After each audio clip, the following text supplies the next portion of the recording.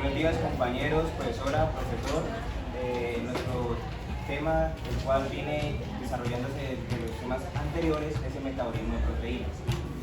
Gracias a los temas que ya se han expuesto, tenemos una idea clara de cómo es el metabolismo de estas proteínas. Así que vamos a empezar con una introducción breve de qué es aminoácidos y proteínas y sus funciones. Y continuaremos con el metabolismo de proteínas, el proceso de digestión, donde vamos a ver por dónde recorren las proteínas hasta su degradación, la absorción de aminoácidos en el intestino delgado, el metabolismo de aminoácidos, la degradación o catabolismo de aminoácidos y la transaminación y desaminación oxidativa. Todos estos procesos vienen en conjunto con el metabolismo de proteínas. Eliminación de amoníaco, síntesis de urea deshidratado, ciclo de urea o de ureogénesis, formación de glutamina, excreción renal y potasio en la dieta equilibrada. Al final vamos a dejar unas conclusiones y vamos a hacer una actividad interactiva con todos los estudiantes. A continuación, le cederé la palabra a mi compañero Ballesteros para que empiece a explicar qué son los aminoácidos. Bueno, primeramente pues vamos a explicar qué son los aminoácidos, porque las proteínas están compuestas de los aminoácidos. Los aminoácidos son compuestos orgánicos que constituyen el elemento fundamental de las proteínas. Son unidades fundamentales para la proteína. Acá pueden ver la estructura. Están compuestas principalmente por carbono, hidrógeno, oxígeno y nitrógeno. Y también en algunos casos de azufre o otros elementos. Acá pueden ver la estructura. En el centro tenemos el carbono alfa que tiene 4 enlaces, unido a un grupo amino, un grupo ácido carboxílico y también un átomo de hidrógeno y una cadena lateral siguiente. Ahora los tipos de aminoácidos son 3. Primero empezamos con los esenciales. Los aminoácidos esenciales son los que el cuerpo humano no puede sintetizar por sí mismo, entonces los tiene que obtener a través de la dieta. Acá pueden ver, son 9: el triptófano, treonina, valina, lisina, leucina, metionina, metilina, fenilanina, isoleucina. Siguiente. Ahora vamos con los no esenciales, que por el contrario de los esenciales, estos sí los puede sintetizar el cuerpo humano. Acá son 11 aminoácidos, que son la alaniana, glicina, asparagina, cisteína, arginina, glutamina, tirosina, ácido aspartico, prolina, serina y el ácido glutamínico.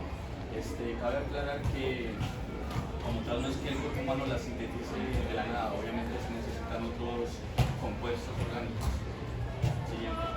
Y por último tenemos un tercer tipo de aminoácido que son los condicionales.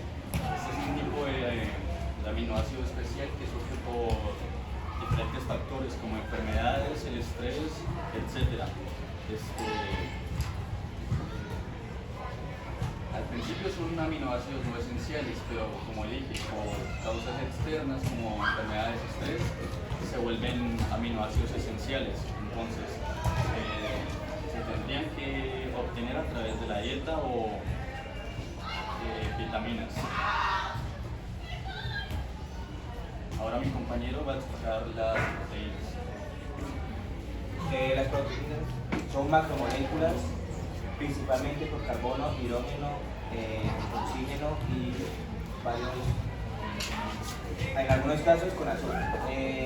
Son cadenas largas de aminoácidos de más de 50 y son de bajo peso molecular, unidos por unos enlaces péptidicos que ya fueron explicados. Algunas de las funciones de las proteínas son las enzimáticas, las cuales catabolizan algunos procesos metabólicos, facilitando estructurales como el colágeno, que está presente en mayor parte del cuerpo, de transporte como la albúmina, que está presente en la sangre, de regulación como las hormonas, que regulan procesos celulares y metabólicos, y defensa como los anticuerpos presentes en el sistema inmunológico.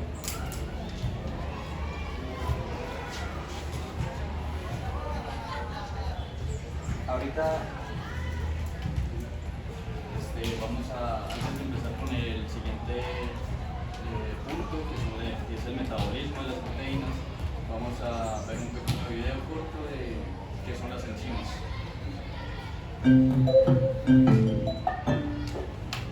Las enzimas son moléculas de naturaleza proteica.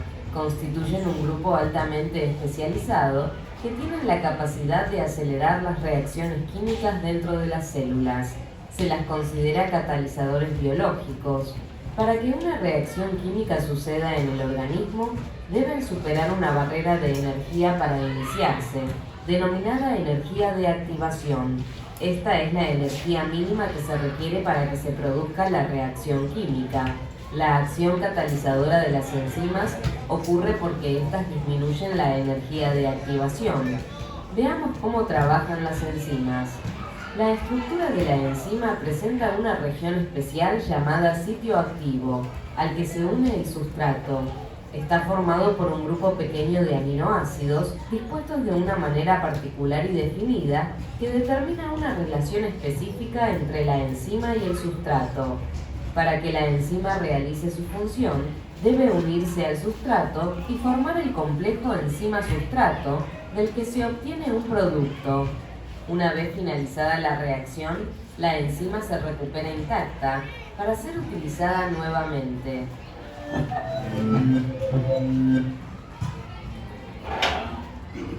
Ya aclarado qué son las enzimas, ahora sí vamos a empezar con nuestro tema, que es el metabolismo de proteínas. El metabolismo de proteínas comienza con la digestión. En esta parte, el proceso de degradación de proteínas contenido en los alimentos de la dieta no comienza en la cavidad bucal, porque en la cavidad bucal no están las enzimas proteolíticas, que son las enzimas que hacen la mayor parte del trabajo. Este proceso comienza en el tracto gastrointestinal, porque acá sí están las enzimas proteolíticas, que son las proteínas acidoperoxidasas. En principio, en el estómago, por medio del tubo gástrico, se produce la proteólisis, que es la destrucción de bacterias y activación del pepsinógeno inactivo en pepsina. Acá como podemos ver en la imagen, se va degradando la proteína. Primero comienza pues con una proteína, luego pasa a los péptidos y por último a los aminoácidos, que es la parte más básica. Secundariamente, en la luz intestinal del duodeno y el yuno, es a través del tubo pancreático que se libera endopeptidasas y exopeptidasas que activan las enzimas proteolíticas, que activan enzimas proteolíticas como la tripsina, quimiotripsina y elastasa, que hidrolizan enlaces del interior de la proteína y carboxipeptidasas A y B, que hidrolizan enlaces de los extremos en una etapa final. El proceso de digestión culmina con la acción del borde del cepillo del enterocito a través de enzimas peptidosas, dando como resultado dipéptidos y aminoácidos libres. A continuación mi compañero va a explicar qué es la hidrólisis. Bueno, la hidrólisis, como ya sabemos, en general los aminoácidos están unidos por, aquí es el enlace péptido, el cual está, en este caso, la alanina está en el grupo carboxilo y en la cistecina está en el grupo amilo. Lo que hace esta enzima, la cual es la peptidasa, es con ayuda de una molécula de agua rompe esta cadena. Esta enzima es del grupo de las hidrolasas, las cuales necesitan agua para volver a conformar los grupos correspondientes. Si se dan de cuenta, aquí tenemos una molécula de agua y aquí hacen faltantes un grupo H y un H, los cuales gracias a esta enzima se recompone sus aminoácidos correspondientes y se termina degradando la cadena. Aquí se puede ver la alanina y la cistecina ya separada después del proceso de hidrólisis. A continuación mi compañero va a explicar para entender mejor el proceso de proteólisis, tenemos un mapa. Cuando la proteína llega al estómago, esta es atacada por el ácido clorhídrico, que es el cubo gastrointestinal. Esta activa las enzimas en enzimas específicas, como la pepsina. Estas enzimas específicas rompen la proteína en aminoácidos y péptidos. Estas llegan al hígado a través de la sangre y son destinadas ya sea para proteínas, síntesis de tejidos, hormonas, neurotransmisores o para el ciclo de la urea. A continuación mi compañero sigue con... Antes de seguir con lo que sería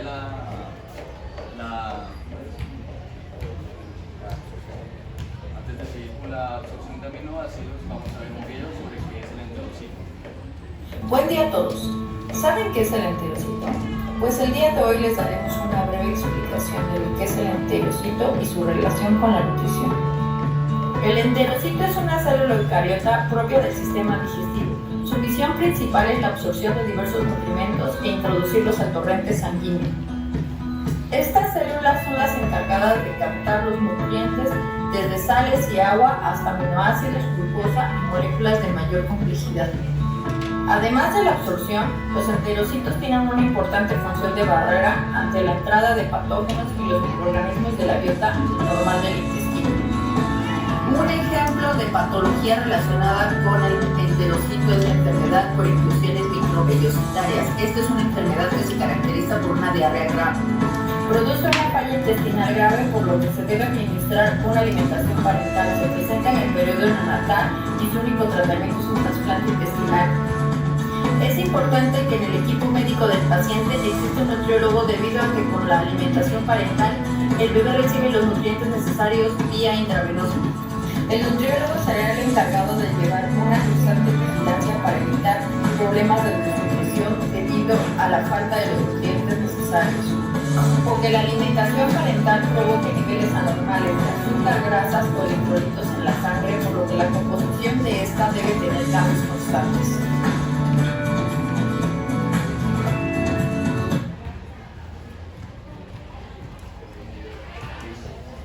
Gracias al metabolismo de las proteínas se llega hasta la absorción de aminoácidos, ya después de todo el proceso de degradación. Los aminoácidos libres son absorbidos por los enterocitos ubicados en las vellosidades intestinales. Esas son las vellosidades que se encuentran en el intestino, los cuales se componen por muchos pequeños enterocitos.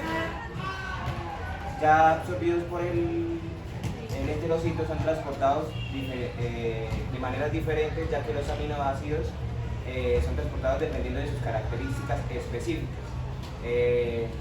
ácidos, neutros o básicos. Además, también pueden llegar di y tripéptidos, que son completamente transportados por otros transportadores. Y gracias a esto les voy a hacer un breve resumen de todo lo que acabamos de explicar. Todas las proteínas, todos los alimentos pasan por acá y llegan al estómago. Todas estas proteínas presentes en estos alimentos son degradados por la pepsina, la cual es una enzima que está activa. Se activa gracias al cambio del pH en el estómago. Aquí se degrada gracias a la pepsina en péptidos, pasando por el intestino, y llegando al intestino hay otros enzimógenos, que enzimógenos se refiere a enzimas no activas, que al llegar la comida se activan para seguir realizando la fase final de la degradación. Esos enzimógenos son la tripsina, la quimotripsina y la carboxipeptidasa. Esos van a concluir el proceso de degradación hasta llegar a aminoácidos libres, llegando hasta esta parte donde se encuentran las vellosidades del intestino delgado, donde van a ser absorbidos por los enterocitos.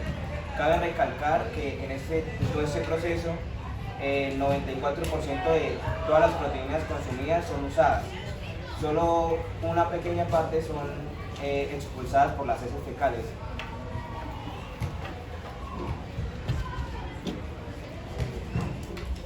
Otro proceso, el cual se genera gracias al metabolismo de proteínas, es obviamente el metabolismo de aminoácidos. Aproximadamente el 10% de los aminoácidos absorbidos por los enterocitos son utilizados en las siguientes funciones. Síntesis de proteínas de secreción. La síntesis de proteínas de secreción son la síntesis de unas proteínas específicas secretadas por algunas células. Estas cumplen funciones en diferentes partes del cuerpo y sus funciones, por ejemplo, en el páncreas produce unas proteínas digestivas, las cuales terminan en el intestino, en el tracto digestivo, que van a ayudar en la descomposición y degradación de todos los nutrientes llegados hasta esa parte. Como ya había explicado, los aminoácidos llegan a los enterocitos y estos son transportados a diferentes partes del cuerpo dependiendo de sus características. Con sus características, algunos llegan a la vena porta, la cual se empiezan a acumular y se le denomina, se empiezan a acumular en un depósito denominado pool de aminoácidos. Ese pool de aminoácidos llegan al hígado a través de la vena porta. Tienen el objetivo de efectuar el metabolismo del nitrógeno 1. Cuando llegan al hígado, terminan en 3 vías diferentes.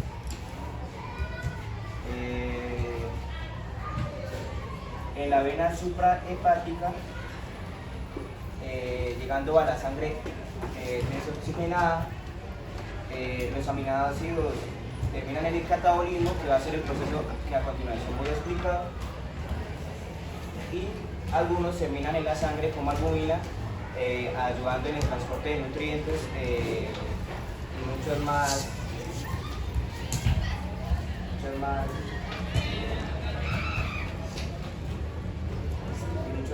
procesos en la sangre.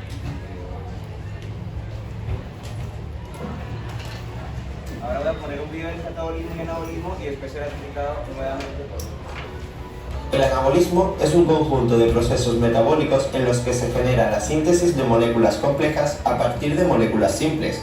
Por otra parte, el catabolismo es una etapa del proceso metabólico en la que se transforman biomoléculas complejas en otras más sencillas y se almacena la energía química desprendida del proceso en moléculas de ATP, o también conocido como adenosintrifosfato.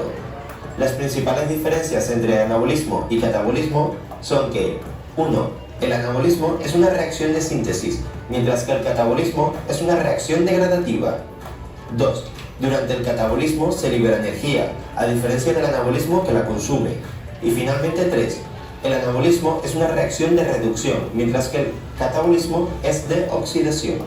¿Y tú conocías la diferencia? Entonces, un permiso, mientras el profe llega, pues continúa. Degradación o catabolismo de aminoácidos. Los aminoácidos no se acumulan en gran cantidad en el cuerpo humano.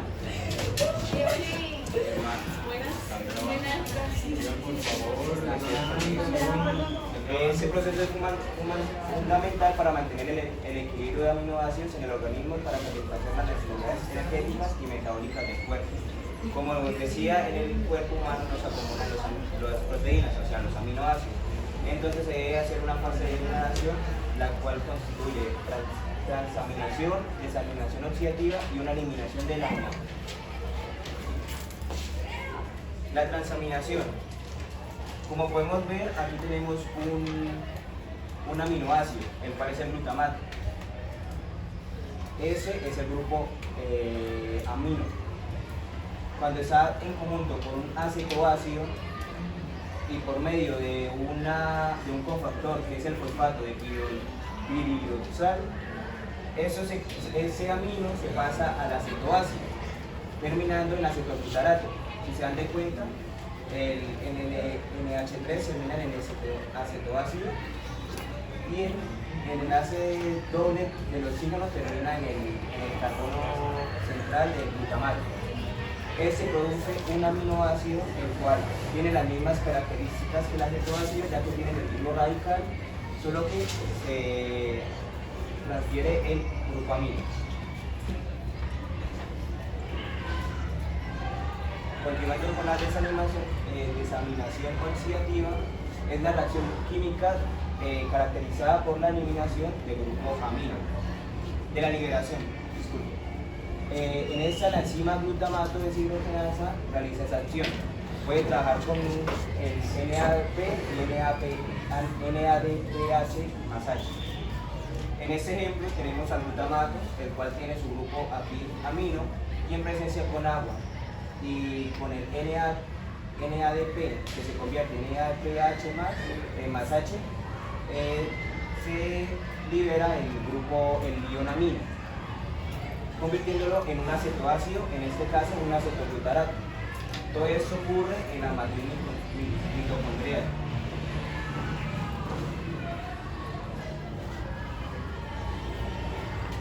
Y a continuación le daré la palabra a mi compañero Ballester.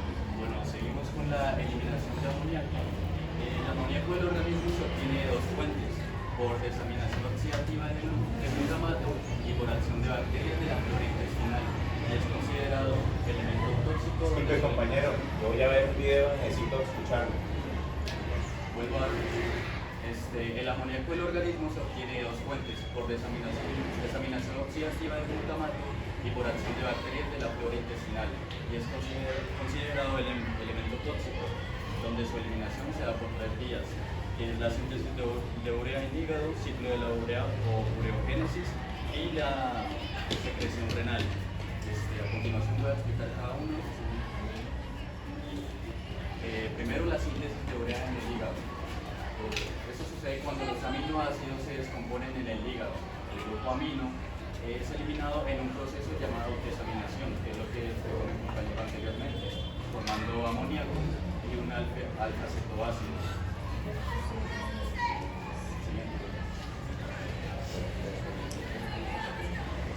Ahora viene el ciclo de la urea. El ciclo de la urea comienza con el grupo amino que ingresa al ciclo, proviene del amoníaco libre intramitocondrial. El amoníaco producido en las mitocondrias se utiliza junto con el bicarbonato, producto de la respiración celular, para producir carbomoil fosfato, reacción dependiente de ATP y catalizada por la carbomoil fosfato sintasa 1. Enzima alostérica y modulada positiva por el N-acetilglutamato. Luego el carbomoil fosfato cede su grupo carbomoilo a la ornitina para formar citrulina y liberar pi. Reacción catalizada por la ornitina transcarbomoilasa. La citrulina se libera al citoplasma. Luego, el segundo grupo amino procedente del aspartato, producido en la mitocondria por transaminación y posteriormente exportado por el citosol, se condensa con la citrulina para formar arginosuccinato. Reacción catalizada por la argininosuccinato. Sintetasa citoplasmática, enzima que necesita ATP y produce como intermediario de la reacción citrulin a AMP. Luego, el arginosuccinato se hidroliza por la argininosuccinatoliasa para formar arginina libre y fumarato. El fumarato ingresa en un ciclo de Krebs y la arginina libre se hidroliza en el citoplasma por la arginasa citoplasmática para formar urea y ornitina. Por último, la ornitina puede ser transportada a la mitocondria para iniciar otra vuelta para que se repita el ciclo.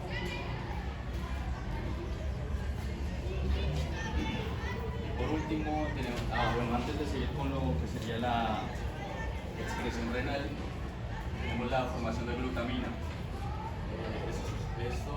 El amoníaco libre presente en tejidos extrahepáticos como el tejido muscular, antes de ser transportados hacia el hígado por medio de la circulación sanguínea, se transforma en glutamina o alanina, ciclo denominado glucosa-alanina. Una vez en el hígado o en el riñón, la glutamina libera el amoníaco gracias a la enzima mitocondrial glutaminasa, para así continuar con el ciclo de la urea. Luego, por último, la excreción renal. Cuando el riñón elimina el amoníaco en forma de sales de amonio, en combinación con iones hidrógeno. Este requerimiento de hidrogeniones hace que su eliminación a través de la orina dependa en sí de la regulación del pH sanguíneo. Para concluir nuestro tema y los anteriores, vamos a dar una conclusión sobre la importancia de una dieta equilibrada entre los carbohidratos, proteínas y grasas, para así dar continuación al siguiente tema, que es para dar paso al siguiente tema, que son los hábitos saludables. El equilibrio adecuado entre carbohidratos, proteínas y grasas es crucial para una dieta saludable. La proporción adecuada varía según las necesidades de cada persona, como el nivel de actividad física, el metabolismo y los objetivos de la salud. Por ejemplo, las personas que hacen ejercicio regularmente pueden necesitar más proteínas para ayudar en la reparación muscular, y mientras que las personas que buscan perder peso pueden necesitar controlar su ingesta de carbohidratos. Ahora mi compañero va a dar las conclusiones de nuestra exposición. Conclusiones. Los aminoácidos son fundamentales para el crecimiento, la reparación de tejidos y diversas funciones metabólicas en el cuerpo. Gracias a las proteínas, las cuales son cadenas largas de aminoácidos, tenemos todas esas funciones que ya fueron explicadas. Las proteínas son esenciales para el cuerpo humano, ya que constituyen el elemento fundamental de las células y tejidos y tienen diversas funciones como enzimáticas, estructurales, de transporte, de defensa y regulación. El proceso de digestión de proteínas comienza en el tracto gastrointestinal. A través de el metabolismo proteico se caracteriza por presentar un proceso de digestión, absorción, transporte, síntesis y degradación de proteínas. Aquí están las bibliografías.